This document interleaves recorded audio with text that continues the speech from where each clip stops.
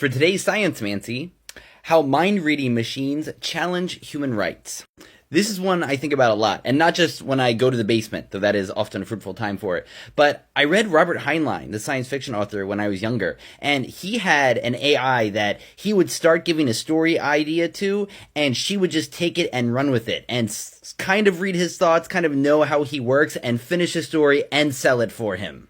Then eventually, she decided she wanted to download herself into a human body, and they fell in love and had some babies. It was great. It's what I'm dreaming of, probably. But what I want to talk about today is the near future of this stuff. Like, when my kids get out of high school, I think we're going to be close to functional telepathy for most people, as well as functional mind reading and visual cortex reading. So this article in Nature is talking about a new study where people who are paralyzed are using mind-reading machines to help them communicate.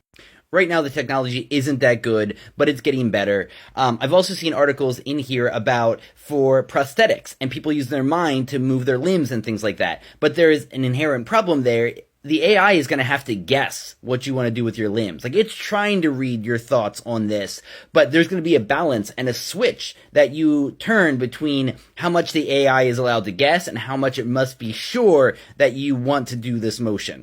So the two obvious sci-fi things out of that is, one, kids just talking to each other using their minds, and the other is all of us humans getting to use tools using neural prosthetics. So it could be something as simple as using a fake arm, or it could be something as complex as controlling a mega robot.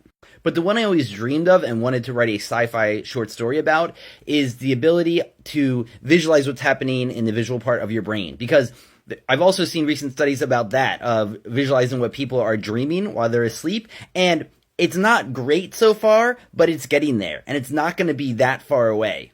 So it's easy to imagine two types of artists here. One is someone who's an excellent lucid dreamer, and they turn on their record before they go to sleep, and they lovingly craft the visuals they want to use for their movie inside their dream, and then wake up the next day and hack it together into the film they want to make.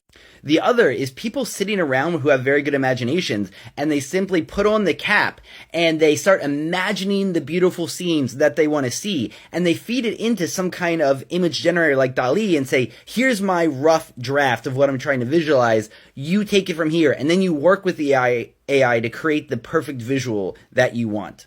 So all this to say, this mind-reading technology is quite close, and we're going to have to grapple with this along with the AI stuff as well. And so it's a fruitful time to think about it, because this is going to be happening in your lifetime, and it's going to be fundamental to our kids' generation.